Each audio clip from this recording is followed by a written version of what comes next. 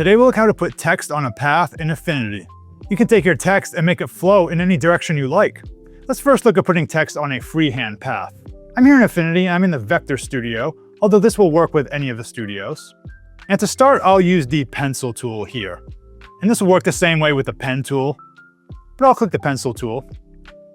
And let's draw a path, like so. So that's my path. Now the key here is to use the artistic text tool. That's this tool down here. It looks like a T, so I'll click on it. And when I hover over my curve here, notice how it changes the icon. It's a T with that squiggly line under it. And if I click, I can start typing. And here we have our text on a path. So let's look at some options here. Clearly it's too small. Let me select it. I'll click and drag on it. And up top we have all our usual formatting options. Let's change the font size. Maybe 48 points. Maybe even change the font type. Let's use Anton. And by the way, if I select the node tool here, as I move my points around, my text will dynamically flow on it. So it updates automatically. Now to work with my text again, I'll go back to the Move tool. And let's look at some of the options we have here. If I click on it, you'll notice these green and red arrows. The green is where the text will start, so if I click and drag on it, the text will start there.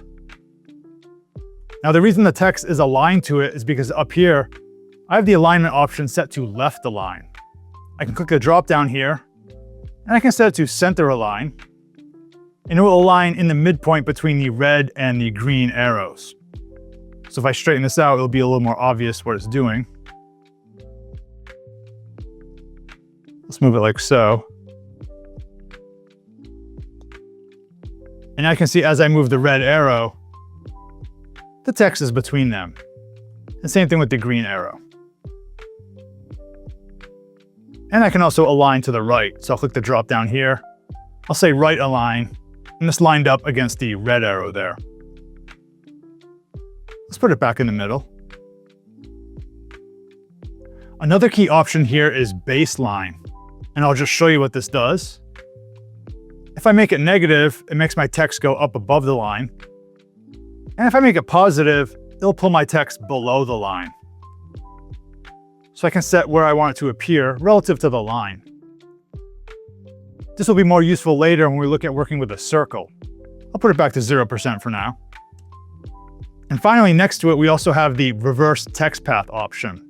So if I press this, notice how it's upside down now. It still behaves the same way, it's just on the opposite side of the curve. Let's undo that. We can actually have text on both sides of the curve at the same time. So for example, let me put my cursor after my text here. I'm gonna hit return. And now I can have text below. And what you'll notice is that we have another pair of red and green arrows. They're actually slightly darker. It's a little hard to see, but those are the ones for the bottom line. And I can format it independently of the top line as well. I can select all of it, make a strike through, change the font. So I can have text above and below at the same time.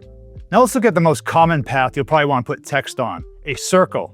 So what I'll do is I'll select my shapes here, and I'll choose the ellipse tool. Now you can actually put text on any shape, as I'll show you later, but let's do an ellipse for now. I'll click this, then I'll drag and make a circle. And the method works exactly the same as we did before. I'll select the artistic text tool, then I'll hover over the line here, and I can actually click and drag to set the initial size of the text. Let's say there. Let's call it My Coffee Shop. Now it's not quite where I want it to be. Let me click this button up here, reverse text path, and now it's actually outside. I like that part better. So now how do I center it on the top? Well, let's drag the green arrow over here, and let's drag the red arrow over here. Now currently my text is left aligned. I want it to be centered between those two arrows. I'll click this drop down here, and I'll say center align. And here we have our text on a circle. Maybe I'll select all of it. I'll change the font again. Something like that. Just like before, I can change the baseline. So if I select baseline here, I can actually put my text inside like that. Now, one thing you'll often notice when you put your text on curves is that it may look crunched in an unusual way. The way we can fix this is with tracking and kerning. Let me enable those controls. Those are under Window, Text, Character. And we have the kerning control down here and the tracking control under it. Kerning will adjust the space just between two characters. So if I select this O and P here, if I drag to increase the kerning, it'll increase the space just between those two letters. Let's undo that. If I select all my text, if I go and change the tracking, it adjusts the space between all the letters.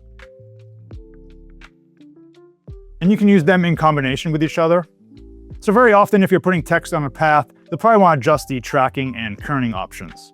If you want to clear all your text settings and start over, you can select your text, go to Text, Text Styles, and then reapply base styles. And now reset your text to the starting condition. I'm going to reset my baseline, center the text. Let's make it bigger again. Now, one thing you'll notice is that when you click off your circle, the circle itself disappears. Now, you may think that if you select your shape again, if you go over here in the color panel and change things, it'll affect your circle. But that actually adjusts your text. If I add a stroke, that stroke is for the text. To adjust the circle's properties, with it selected, we can click this button up here, Text Frame. So I'll click this, and this fill and this stroke are for the circle itself. So I can select the fill, I can add a color. Usually I don't want to do that. I'll close it. But I often do want to do a stroke, so I'll select this. I'll click the button here, and you can make it thicker. You can change the color by clicking on this. And you can adjust it as you like. And as before, if I'm at the end of my text here, if I hit enter, I'm below it now. So I can start typing. And we have our other text here.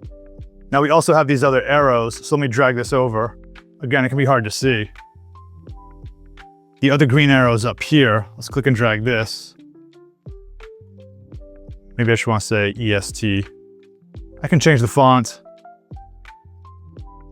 change the color,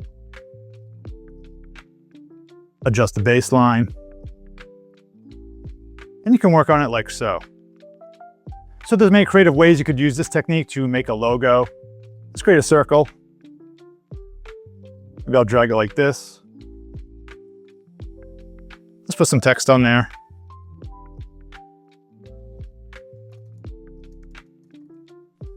Let's say this is my, I'll center it. I'll say mugshot.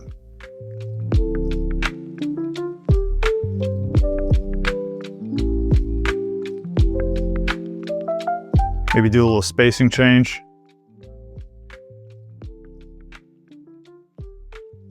We can also change the shape of this circle, so make it more of like an ellipse, crunch it up a little bit. Change the color.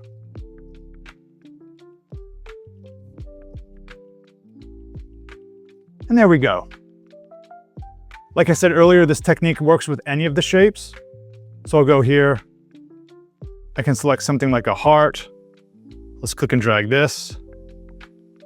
I'll select the T here. Let's click and drag. Say, I don't know, Happy Valentine's Day. I can adjust the start and end position. If I want to make the heart red, I'll have it selected. I'll click the text frame over here, change the fill color. We can change the font. And we can even flip it inside. So I'll click the reverse text path option. Maybe we want the text to be on the inside. So I could do something like that. Another feature in Affinity is the ability to take paragraphs and put them in shapes. Check out my video on that topic to learn how to do that technique. I'll put a link in the description below. Thanks for watching, and see you in the next video.